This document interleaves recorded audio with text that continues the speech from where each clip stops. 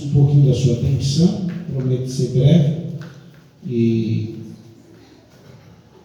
só para compartilhar esses dois versículos, o versículo do número 15 e o versículo 16 e 17, que diz assim: faz também diante da sala, é isso mesmo?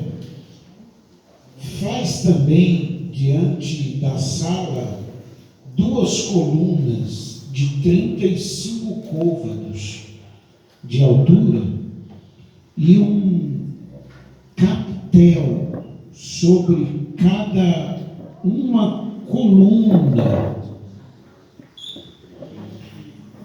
de 5 côvados. E diz assim: e levantou as colunas diante do templo, uma à direita e a outra à esquerda. A da direita chamou Jaquim, e a da esquerda chamou Boaz. Amém? Somente até aqui. Podeis tomar assentos? Podeis assentar-se. Glória a Deus. Queria compartilhar com os irmãos esta breve palavra que me chamou a atenção, não é? Que Deus, os irmãos entendem bem, dentro desse contexto do que ele está falando aqui, que seria, na verdade, a grande construção do templo de Salomão. Para quem não sabe, Salomão foi o filho de Davi. A promessa, a ideia da construção deste gigantesco templo veio através de Davi, mas Deus transmitiu esta honra para o seu filho Salomão. E os irmãos sabem que foi um mega, não é? Um mega templo, todo revestido no ouro. E, enfim, a gente não vai falar da beleza, a gente não vai falar da grandeza. É claro que esse templo eles estavam construindo porque na ideia, na mentalidade deles, Deus iria habitar naquele lugar, seria a habitação de Deus. Então eles fizeram algo estrondoso, algo palpitante, enorme, fora do pensamento nosso. Foi algo estrondoso quando veio a ideia da construção desse templo. Eles congregavam em cabanas, não é? Em templos, vamos dizer assim, em templos que ele estava aqui, naquele meio já estava ali. Eles podiam desmontar cabanas, tabernáculo, enfim. A nação veio por longos anos sem ter o seu templo, fisicamente falando, direcionado em um lugar só. E quando chega na vez de Davi, Deus, Davi era um homem segundo o coração de Deus, e vem ao seu coração imediatamente de construir um templo enorme para Deus. Mas é tanto que quando Davi ele se empenha para fazer essa construção, o próprio Deus barra Davi. Você encontra Deus dizendo que Davi não construiria aquele templo, mas seria o seu filho Salomão. Mas é bom lembrar, dentro desse contexto que a gente está falando aqui, é bom lembrar que Davi ele foi um dos homens mais que contribuiu para a construção deste grande templo. Sabia disso? Porque Davi foi o homem que mais conquistou cidades, que mais conquistou, vamos dizer, outros países. Na sua guerra, quando ele ganhava uma guerra, ele trazia prata, ele trazia ouro, ele trazia ferro.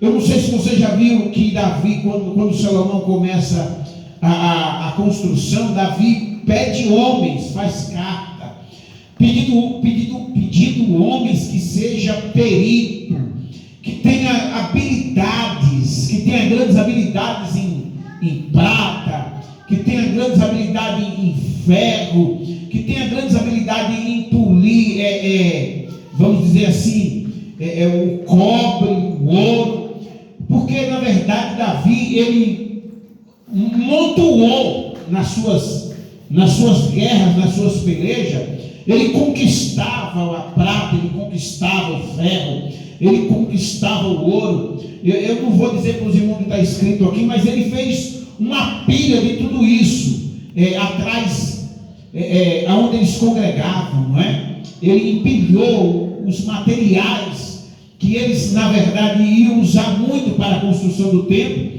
Então Davi, na verdade, foi um grande homem que contribuiu de uma forma gigantesca para a tremenda construção desse templo. Então Davi não teve o sabor de fazer com suas próprias mãos, mas teve o sabor de contribuir para que isso acontecesse, não é? Eu não sei se os irmãos lembram, mais ou menos no ano de 2005, não é? Para 2004, 2005, os irmãos, o pastor Sival, o pastor Paulo, alguns irmãos aqui, sabe disso, que nós vinha reunião de obreiro aqui, e na época estavam se tirando oferta para construir isso aqui. Na verdade, para fazer os acabamentos finais, não é? Porque, na verdade, a gente tinha uma amizade com Israel desde quando a gente congregou na primeira igreja aqui em São Paulo. Quando a gente chegou, a gente já conhecia essa família. Então, quando ele abriu aqui, a gente foi um dos primeiros, tanto que a gente tinha uma comunhão, tanto em trabalho secular, como na igreja também, e a gente contribuiu muito. O pastor Sival doou bastante saco. Eu lembro do tempo do cheque, né, pastor Sival? Que se assinava cheque, dava cheque para comprar cimento, para comprar areia, para comprar pedra. Então isso aqui, quando a gente veio para cá, isso aqui, e a gente ouvia muitos obreiros dizer assim, esse pastor fica pegando os obreiros dele, indo lá para o Misael, para a sede lá, para a igreja do Misael, chega lá, fica dando oferta, dando dinheiro para aquele cabra lá. E nós aqui como que vamos ficar? Porque o reino de Deus não tem dono. A gente pensa que a gente é dono de alguma coisa, que a gente manda em alguma coisa, mas o reino de Deus, ele é de Deus. Então a contribuição nossa não importa. É claro que a gente tem que contribuir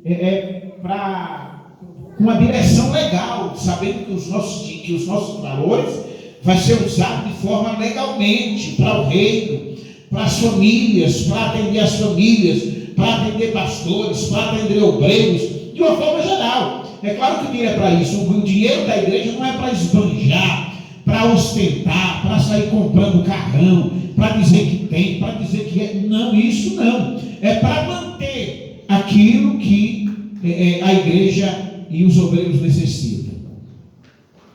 Então, a gente vai falar, não é isso bem que a gente vai falar, mas estou trazendo só uma introdução, para os irmãos saberem a grandeza que foi isso aqui, e dentro do que eu vou falar. Porque na hora, essa planta, quem foi o grande arquiteto desta planta foi o próprio Deus. Ele, na sua grandeza, na sua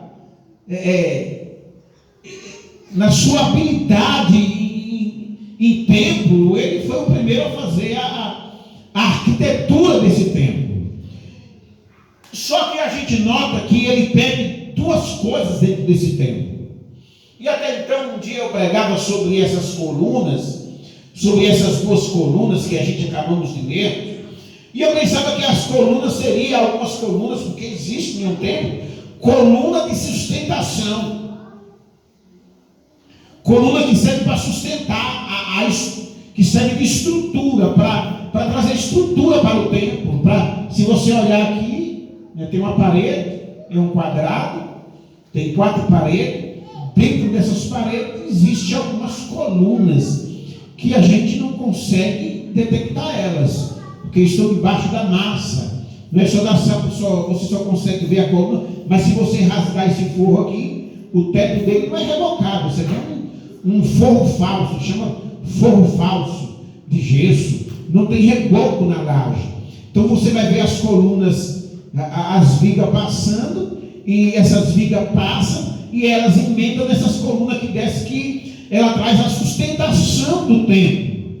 Ela traz a sustentação do lugar que a gente está. Senão, qualquer vento, se não tivesse essas colunas junto com essas vigas, as vigas elas servem para a sustentação do primeiro andar de cima, não é? E as colunas elas servem, que é a fundação, que elas descem sobre a terra, e lá elas têm um encontro com a sapata, com as brocas, e traz um determinado vira um sustentáculo. O vento não é qualquer vento que pode abalar essa casa ou esse templo. Então toda a casa ela tem que estar bem alicerçada. Mas eu pregava alguns tempos atrás sobre isso, e eu falava sobre essas colunas, e eu pensava que as colunas eram as colunas de sustentação do templo. Que foi pedido 2 colunas logo na entrada do templo. Mas essas colunas não era coluna de sustentação. Era a coluna que quando você chegava no templo, ela falava. Ela não falava verbalmente, igual eu estou falando aqui, mas eram colunas figuradas. Tinha algum significado aquelas colunas. É tanto que eles dão o nome daquelas colunas. São colunas de destaque, colunas lindas, bem caprichadas, bem adornadas, bem acabadas. É tanto que o texto vai dizer que mandaram colocar um capitel. E o que é um capitel? O capitel seria no final da coluna, não é? Tipo uma moldura, um acabamento fino, uma decoração, vou melhorar isso, uma decoração, que aquilo ali chamava atenção. E a primeira coluna que Deus manda Salomão construir, no capítulo de número 3, no versículo 15, é uma coluna chamada de... esse nome eu tenho dificuldade de chamar, né? Mas para mim é Jaquim, né? Vocês lembram aí? Jaquim? Não é Jaquim? A primeira coluna tem o nome de Deus, o próprio Deus dá o nome dessa coluna. É como eu falei para os irmãos, quando se entrava, quando se chegava no templo, a primeira coisa que via essas 2 colunas. E ele dá o nome. E essas colunas ficam escritas, esses nomes nessas colunas. Porque era a ordem divina, não era a ordem minha. Não é? Não era a ordem minha. Era a ordem divina. Quando Deus fala, a terra se cala, o homem para. Quando Deus fala, está falado. Quando Deus ordena, está ordenado. E qual o significado desta coluna que Deus dá? Ele traz um significado que quer dizer, Ele que estabelece. Ou seja, quem olhava para aquela coluna tinha um significado importante. Deus é quem estabelece. E ele estava dizendo assim, se não for eu, nada acontece.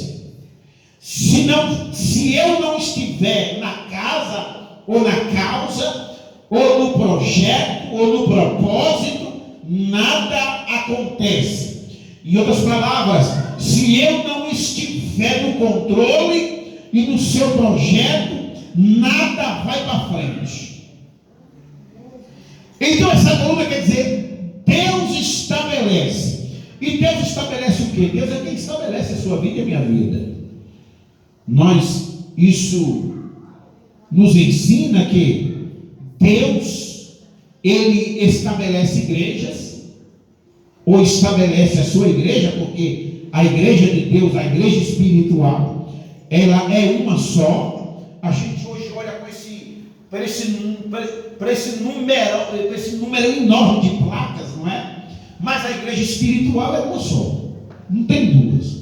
Por mais que a gente olhe para aquela igreja daquele irmão lá e não se identifique com o pastor, e não se identifique com alguns irmãos que lá estão, mas se eles proclamam o nome de Cristo, e o nome de Cristo está lá naquela igreja, certamente eles vão para o mesmo lugar que a gente vai. Aleluia! Mas lá tem problema, aqui também tem. Mas lá os irmãos pecam, aqui também pecam. Mas lá os irmãos tropeçam, aqui também tropeçam. Lá os irmãos caem, aqui também caem. Então a igreja espiritual, ela é uma só. Então Deus é quem estabelece a sua igreja.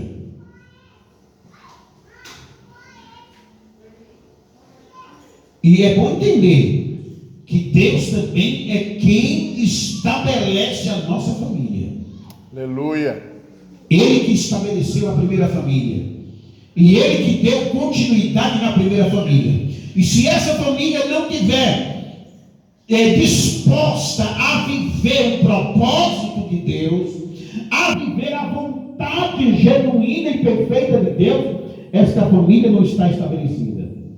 Ela não avança, ela não chega longe, ela é desfeita imediato, porque ela não suportará o vento, a turbulência, as tempestades da vida que existe. Então Deus, Ele estabelece a família. É tanto que a gente olha para trás da nossa família às vezes e pensa assim, mas por que não foi, não dissolveu lá atrás? Não é? Tanta coisa que aconteceu, tanta coisa que ocorreu, porque não foi dissolvida lá atrás essa família, porque ela não acabou lá atrás. Ela para ele está num canto, mulher está para outro, filho está para outro, mas não, Deus estabelece famílias, Deus governa. Melhorando essa palavra, Deus é quem governa, é quem domina a nossa família. Ele estará no controle, no comando. Ele não abrirá mão de mim, de você e da sua casa. Aleluia. Terceiro, Deus é quem confirma ministérios. E aqui eu quero alterar mais isso. Deus é quem confirma ministérios e promessas. Essa estabilidade, esse propósito, esse projeto de ministério, de avançar, é Deus que estabelece. Sabe por quê? Deus estabelece o ministério e Deus é glorificado quando o meu ministério, quando o seu ministério é um ministério frutífero. A gente encontra nos dias de hoje um monte de pessoas colocando dificuldade para exercer a função do ministério, porque não querem viver o propósito de Deus no ministério. Eles se embaraçam, eles se atrapalham e não querem. Oxalá que Deus não tenha. Oxalá que Deus não tenha. Mas a gente encontra um monte de pessoas dificultando o ministério. Deixa eu falar uma coisa para você. Ministério não se dificulta. Ministério se facilita. Porque Deus tem plano com homens e mulheres no ministério. E quando a gente fala de ministério, ministério é o que, irmãos? O que é ministério? Ministério é trabalho. A palavra ministério quer dizer trabalho. Deus conta com a igreja que Ele estabeleceu para esta igreja trabalhar para Ele. Trabalhar sinceramente, na verdade, do Evangelho. Não porque eu vejo outro fazer, não dá certo. Não porque eu estou vendo que aquele pastor faz um trabalho ali que ele tira muito dinheiro, ele sabe tirar dinheiro dos irmãos, a minha vida vai melhorar. Não é isso. Ministério é trabalho, ministério é obra. Obra é dificuldade, obra é sofrimento. E outra coisa, ministério que ele confia não é para todos, é para aqueles que o coração arde, que a prova vem e o coração está ardendo, querendo se lançar mais. Aleluia. E é tanto que a gente zera de ministério, porque a gente trabalha aqui, os irmãos veem, porque a gente trabalha dando oportunidade para irmãos, dando oportunidade para irmão dirigir grupos de crianças, dando oportunidade para irmão dirigir grupos de pré-adolescente, dando oportunidade para irmãs dirigir as próprias irmãs do círculo de oração. Tem igreja que tem até grupo de varão, para ocupar os irmãos e ensinar esses irmãos a desenvolver o seu ministério. Aleluia. Só que essas pessoas têm que tomar consciência do tamanho dessa responsabilidade. Tem que tomar consciência que não é brinquedo, que é coisa séria. Ministério é Deus que estabelece, é Deus que levanta, é Deus que confirma o ministério.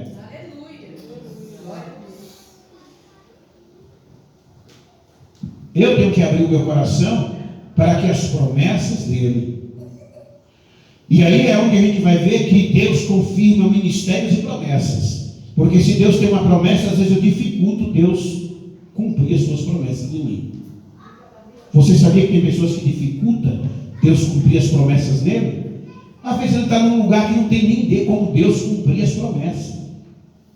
É o lugar que ele está, a posição que ele está, a maneira que ele está, a forma que ele está, a forma que ele vive. Não tem como Deus. Eu tenho que perguntar para ele, aonde tu quer que eu esteja, para que o Senhor venha cumprir a tua promessa em mim.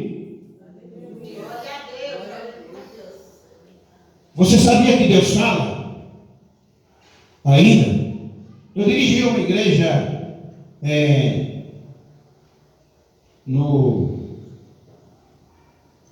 eu dirigi uma igreja em Taipas. A primeira igreja que eu dirigi foi no ano de 2000. E eu tinha amizade com um obreiro que congregava comigo lá do outro lado, lá na Pauzinho, ali na pracinha, próximo ali, onde deve ter uma pracinha, e desce para a casa do pastor Silval. O obreiro congregava ali. E ele falou para mim assim: rapaz, eu não estou muito bem lá onde eu estou, eu vou congregar com você. Naquele domingo ele veio. Ele veio no domingo, pegou a esposa, o carro, a família e veio. Ele entrou na igreja.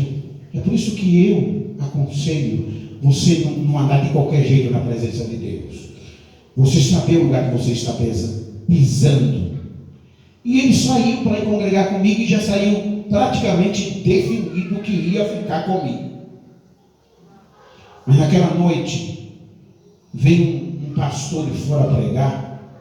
E quando ele acabou o culto, aquele pastor começou a entregar algumas revelações para a igreja.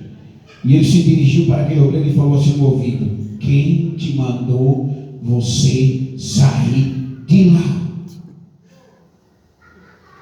Às vezes são coisas antigas que a gente, não é? Que a gente não está nem mais aí hoje, que não, eu quero congregar onde eu estou bem. Porque eu tenho que estar bem, sim, claro. E aquele obreiro pegou e falou assim para o pastor que veio congregar comigo: eu poderia ficar triste, não é? Perdi, não perdi. Porque o obreiro fora da direção, fora da posição, ele só traz prejuízo para ele e aonde ele está. Pessoas que contribuem em obra, que essa obra não honra a Deus, não glorifica a Deus, não exalta a Deus, só vai dar prejuízo para quem está contribuindo e a ele também. E aquele pastor chegou no ouvido e falou assim: quem te mandou sair de lá? Porque eu não te mandei. Volta para o seu lugar. Aleluia. Eu queria viver isso hoje. Os dias estão difíceis, até para mim, espiritualmente falando. Aquelas orações que a gente orava, a gente não consegue fazer mais. Aquele jejum que a gente fazia, a gente não consegue fazer mais. Aquela campanha que a gente fazia de oração, 1 semana, 2 semanas, 3 semanas em casa, a gente não consegue fazer mais. Mas a gente vai vencer. Aleluia. A gente vai vencer. Porque eu estou sentindo que a gente está com saudade desse tempo. Eu estou sentindo que a gente está dando saudade. Aleluia. Nesse momento. E Deus tem se calado, não é porque Deus não gosta de nós. Deus tem se calado nesses dias, é porque nós estamos calados. Deus só fala quando nós colocamos a boca no pó. E eu disse para Israel: coloca a boca no pó, porque talvez haja esperança ainda. Não é assim? Deus ainda fala com a terra. A terra está seca, mas ele tem água suficiente para molhar. Aleluia. Então, ele é quem nos estabelece no seu reino, na sua obra. Ele tem propósito com você. Ele tem propósito para a sua família. E às vezes acontece isso. A gente fica assim, esperando Deus soprar na família, Deus arrumar a casa primeiro. Enquanto às vezes Deus está esperando eu me arrumar primeiro. Não é? Não é na igreja, não é assim? A gente quer que Deus arrume a igreja toda. Quando a igreja estiver perfeita, a gente se arruma para crescer junto. Deus está querendo que eu me arrume primeiro. Aleluia. Deus está querendo que eu seja estabelecido por Ele primeiro. Quando Ele começa aqui, Ele começa a trabalhar aqui e Ele chega aí. Aleluia. Não adianta a gente querer entrar em conflito. A minha casa está assim, os meus filhos estão assim, a minha mulher está assim, então eu vou ficar assim. Não adianta. Nós precisamos entrar dentro da vontade dele. Para ele dizer assim: olha, eu vou, você faz a minha vontade e eu vou estabelecer regra na sua vida. Eu vou comandar a sua vida. Eu vou fazer na sua vida o que eu quero. Aleluia. Eu quero que você viva para mim. E deixe o resto que eu vou fazer. Eita Deus tremendo, aleluia. Deixe o resto que eu cuido. Eu creio. Se o teu marido não quer, faça você. Se a tua mulher não quer, faça você. A vontade dele prevalecer. E você vai ver que ele vai chegar na casa e vai estabelecer ordem lá. Aleluia. Através de você. Eu nunca vi Deus trazer avivamento por uma multidão na sua história. Eu vejo Deus trazer avivamento por um que se levantou. E a igreja é a mesma coisa, e a minha casa é a mesma coisa. Deus trará avivamento quando eu me levanto lá. Quando eu me levanto, as pessoas, a mulher vai começar assim: ele mudou. O filho vai olhar assim: rapaz, ele é outro. A família vai olhar: aquele dali não é aquele que eu pensava, não é aquele que eu via. Deus vai começar a fazer em mim e em você. E quem está de volta vai ver o que ele vai fazer na casa toda. Glória a Deus, aleluia. Ele que estabelece as promessas, ou seja, ele que cumpre promessa. Não adianta nós colocar força para as promessas cumprir, inventar coisas para as promessas cumprir, aumentar a nossa fala, a nossa conversa, para dizer que ele fez muita coisa sem não ter feito nada ainda. Não adianta. Ele faz, é ele que vai entrar no controle, no comando. Ele diz: e essa coluna aí, quem olhar para ela vai estar escrito assim: ele que estabelece aqui, ele que governa, ele que está no controle, ele que domina, ele que administra isso aqui, ele que faz. Vamos lá? Aleluia. E tem um salmo aqui que diz assim, salmo de número 127. Eu gosto de fazer algumas leituras. Num culto de ceia, gosto de fazer essas leituras. Salmo 127, verso 1, que diz assim: se o Senhor não edificar a casa, em vão trabalha os que edificam. Aqui está assim: os que a edificam. Não é? Ou seja, para a nossa aplicação pessoal, a gente vai entender assim esse versículo, vai destrinchar esse versículo e vai entender ele assim: ó, não é a força humana, nem a sabedoria do homem que sustenta a nossa vida espiritual, mas o Senhor, quando Deus estabelece, ninguém derruba. Ninguém pode derrubar um homem que Ele estabeleceu para governar na sua obra. Ninguém. E eu, desde quando eu me entendi por cristão e por gente, e por pastor e por liderança que Deus tornou isso em mim, eu entendi que não há homem que possa derrubar um homem que viva integralmente, fielmente a sua palavra. Aleluia. Eu duvido. Agora, se esse homem andar vacilando, e a gente está vendo muitos cair aí, né? E são grandão. São árvores enormes que estão caindo. E você sabe que as árvores grandes, quando elas caem, elas prejudicam um monte que está em volta dela. Elas amassam um monte de gente, não é? Elas caem por cima de um monte de gente e saem quebrando as pequenas. Tem muita gente quebrada porque fica só o seu olhar no homem. É grande, eu vou confiar nele, eu vou acreditar nele. Tem que confiar no Senhor. Aleluia. Tem que confiar na sabedoria que vem do alto. É nele que ele estabelece, que ele dá ordem. Ninguém derruba. A minha família não gosta nem que eu lembre disso, né? Eles não gostam. Mas teve um certo tempo que falou, a gente deve esquecer mesmo, o passado a gente deve enterrar, não esquecer que não trabalha. Mas teve um obreiro que chegou para mim e falou assim: se eu quisesse ter derrubado você aqui, ia derrubar.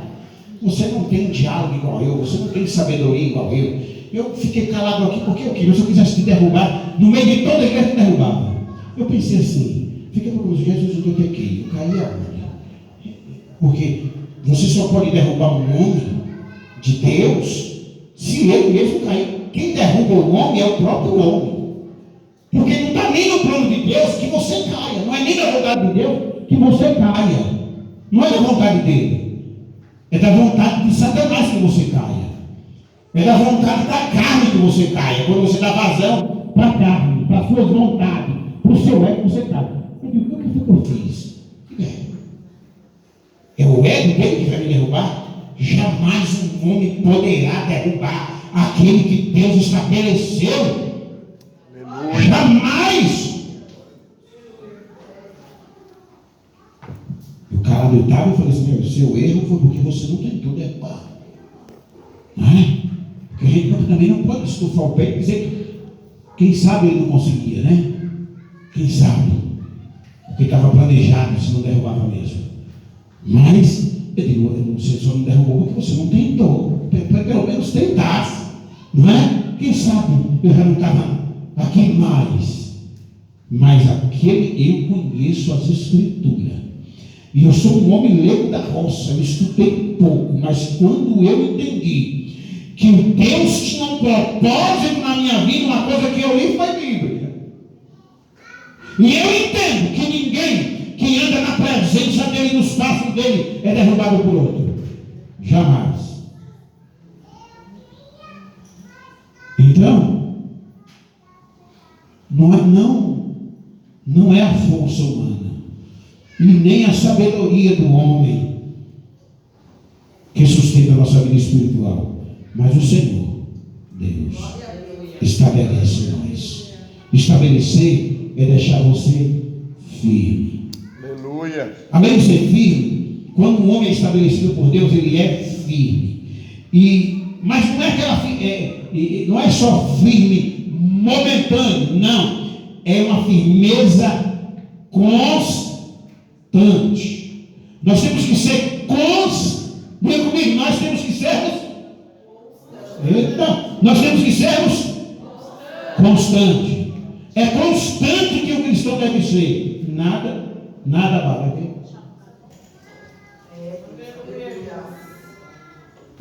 Constante. Essa constância, porque quando nós somos constantes, nós atravessamos o amanhã. Nós atravessamos as fronteiras do amanhã. Quando você não tem, deixa eu falar uma coisa para você. Eu não vou usar o microfone não. Satanás sabe quem é constante e quem é inconstante. Deixa eu falar de novo. Satanás sabe quem é constante e quem é inconstante. E por isso que às vezes nós somos detidos no meio do caminho. Porque ele sabe a sua constância. A sua inconstância. Ele sabe. Ele conhece. Então enquanto ele saber que você é inconstante, ele vai te atrapalhar 24 horas. Ele não vai deixar você andar à vontade.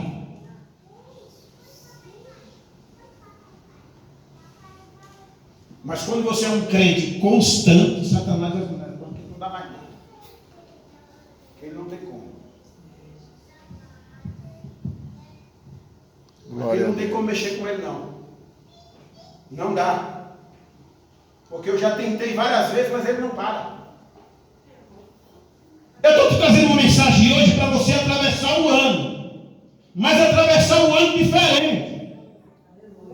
E eu estou trazendo uma mensagem não é para um crente aqui, não é para a igreja, é para mim. Inconstante. E eu sou inconstante, só para você não pensar que eu estou aqui querendo atacar você. Inconstante até eu às vezes sou. Sabe por quê? Porque às vezes eu entro no propósito de oração e eu paro no meio do caminho. Isso é pessoas inconstantes. Às vezes eu crio um projeto, vou e paro. Inconstante.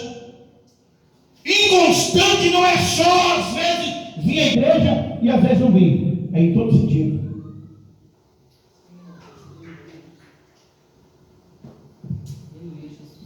Deus conta com homens que são constantes.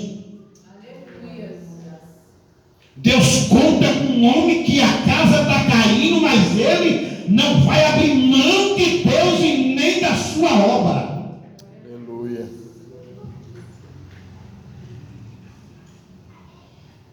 Ele está dizendo, olha,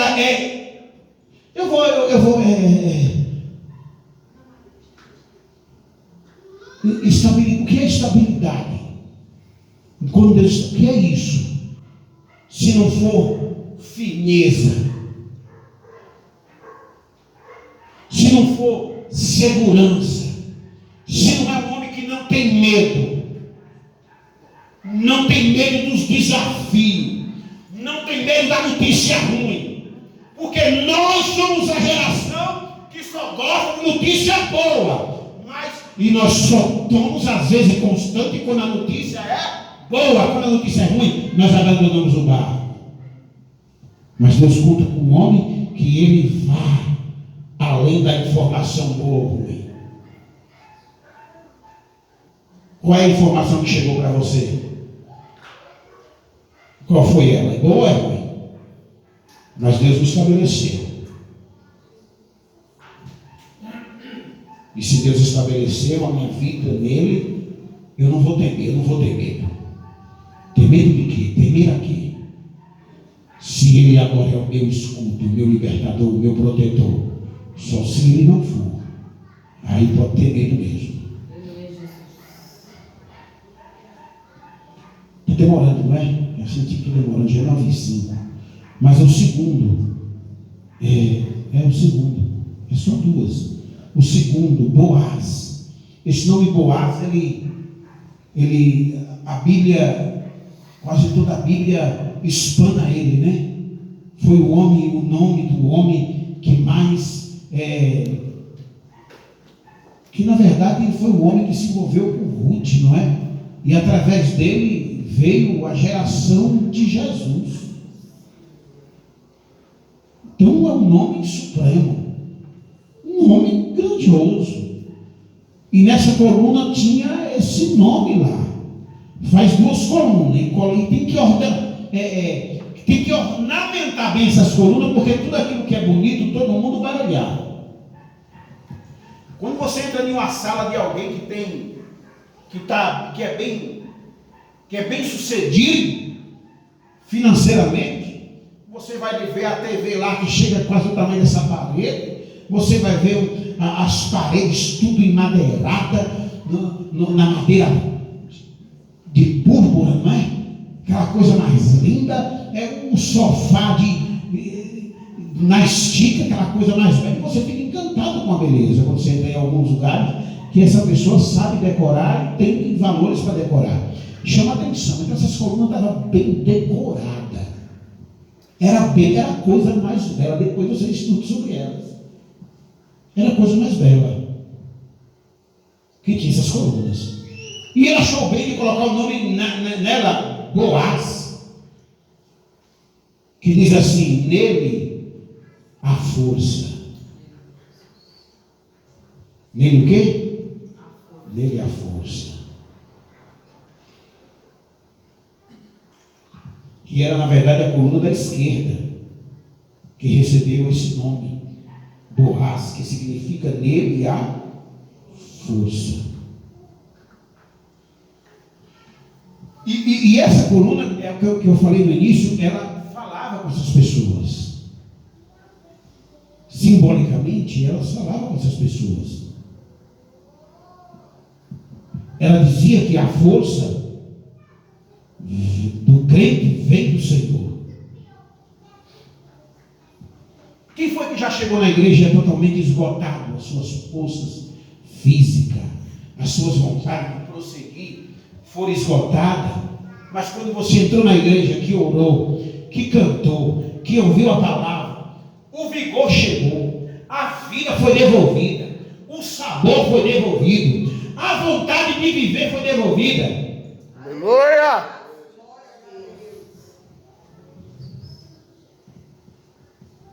É o que acontece conosco. É quando nós entramos na igreja, ela representava que não há força em ninguém, não há força em homem. Essa força que eu estou falando é a força espiritual, é a vontade, é a virtude da vida, é a vontade de transmitir a vida para outras vidas, para outros que vivem.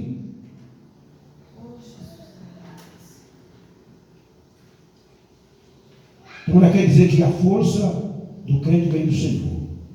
A caminhada cristã não é feita na nossa capacidade. Nós não temos nenhuma capacidade. A nossa vida cristã não é construída de nós mesmos. A nossa caminhada da nossa capacidade, mas da capacidade que vem do alto. Ela vem de Deus, essa capacidade. E é por isso que, como a gente é consciente e a gente é ciente que essa capacidade ela não vem de nós, e não tem em mim essa capacidade, eu não tenho como transmitir ela para ninguém, porque essa capacidade ela vem de Deus.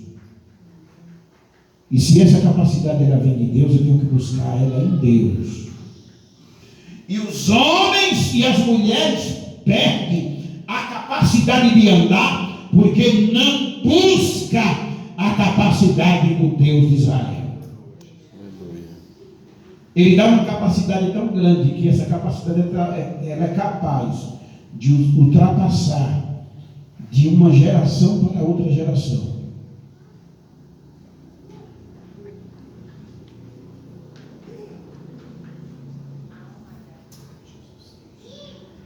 Porque nós precisamos de capacidades diárias. É diária que nós precisamos dessa força, dessa capacidade diária. Não dá para ser só hoje.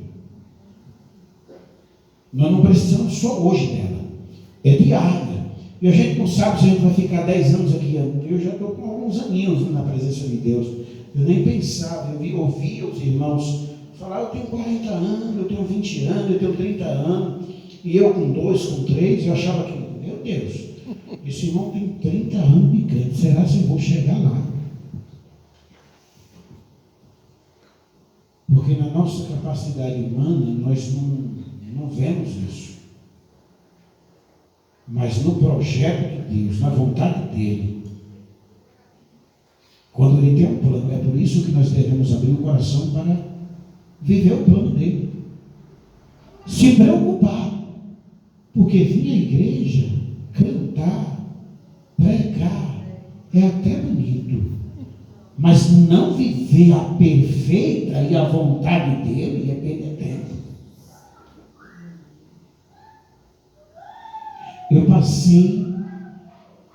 Eu aceitei Jesus em quando? Em 93.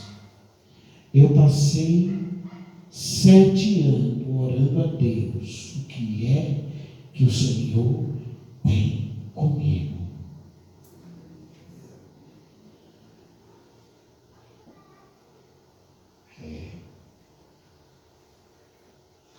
O que é que o Senhor tem comigo? E Deus é tão bom que na minha inocência eu orando, o que é que o Senhor tem comigo na terra? Ele falava e eu não entendia. Eu era tão leigo espiritualmente que ele me respondia e eu não sabia, e eu não entendia a sua resposta.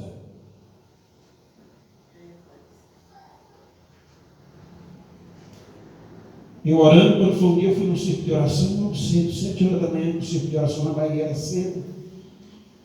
Lá ninguém deixava ninguém dormir não, né? Quando eu estou lá, eu levantei aquela irmã, debulhando línguas estranhas, que aquela língua estranha chegava em mim, modificando eu por dentro, que eu nunca vi um negócio daquele. A língua estranha daquela irmã me edificava a ponto de eu me diminuir, de eu me sentir nada. Aquela irmã vem numa autoridade quando ela levantou a oração e apontou o dedo na minha cara: estou te arrancando desta terra e estou te levando para outra terra, porque eu tenho algo diferente lá e vou fazer lá. Mas aí é um jovem, né? O que é que o Senhor tem comigo? Quem sabe isso aí é para o futuro. Eu sou novinho agora, sei lá na frente, né? Lá na frente. Vim para cá. Eu estou descendo, não sei se vocês conhecem, o Júnior conhece, porque tinha uma igreja naquela comunidadezinha descendo o escadão ali, lá embaixo. Se não me engano, no Ministério do Brás ali, né? Era o Brás, ali embaixo. Até um jovem que trabalhava na igreja, que trabalhava ali com o pastor Gesiel no condomínio, dirigia essa igreja lá. Um branquinho fortinho, pregado. Eu estou descendo no círculo de oração, eu sentei na cadeira, orei. Quando eu levantei, a irmã do círculo de oração, uma irmã morena, forte, regalou o olho para mim e veio na minha direção e disse: te tirei daquele lugar e te trouxe para esse lugar, porque eu tenho algo grande aqui, vou fazer algo grande, meu nome será glorificado. Tu chegaste aqui, não tem um paletó para vestir, mas eu te digo: contarás os paletó. Rapaz, Deus é detalhista, sim ou não? Aleluia. Deus é um Deus de detalhe. Ou seja, Deus é um Deus que ele firma a sua promessa em nós e cumpre a promessa dele em nós. Mas ele requer que a nossa posição esteja de acordo com a vontade dele, para que a vontade dele e o projeto dele se cumpra em mim e em você. Aleluia. Se coloque na vontade dele, porque o que estiver atrapalhando você, o que estiver impedindo você, a mão dele vai passar, vai tirar da frente e o nome dele será glorificado. Glória a Deus. Aleluia. Mas descubra o que ele quer com você.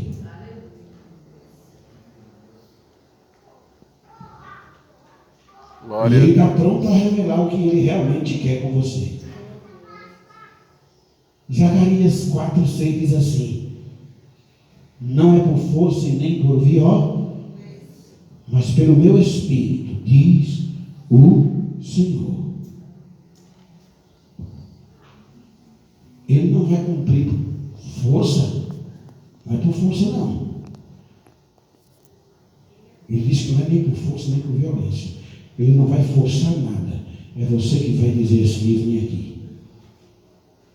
Aleluia. Eis-me aqui. Cumpra em mim a sua vontade. Aleluia. Quando o nosso coração chega a ser: Senhor, eis-me aqui, cumpra em mim a sua vontade. Ele diz: agora eu vou fazer o que eu quero. Porque a entrega é voluntária, não é forçada. Aleluia. Aleluia, Jesus.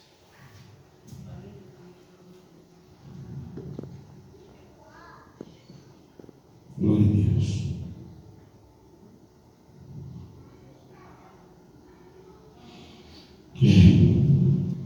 Eu estou encerrando aqui. Tem um salmo de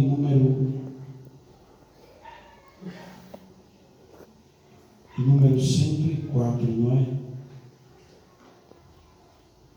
De número 24, que diz assim: quem subirá ao monte do Senhor? Quem subirá ao monte do Senhor? Quem subirá ao monte do Senhor? Tem algumas coisinhas aqui que a gente podia destrinchar, que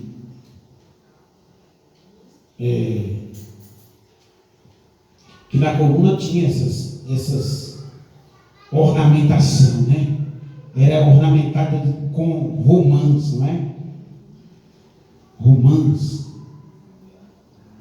E as romãs simbolizavam algumas coisas importantes. As romãs simbolizavam vida. As romãs simbolizavam frutificação. As romãs simbolizavam abundância. Não é? É aqueles ornamentos que tinha, aqueles enfeites que tinha lá. Tinha um sentido aquilo ali. Ela representava a vida. E a nossa vida, e nós só temos vida realmente, só tem frutificação em nós, só existe abundância em nós, quando nós somos adornados pelo Espírito do Senhor. Quando Ele adorna as nossas vidas, quando Ele toma posse do nosso ser, do nosso viver, nós somos adornados. Aí nós teremos vida de verdade. Aí nós frutificamos de verdade. Aí nós temos abundância de verdade. Aí acontece, está escrito no livro de João, o Evangelho de Jesus, escreveu João 15:8. Nisto é glorificado meu Pai, que deis muito fruto. Aleluia. Quando nós damos fruto,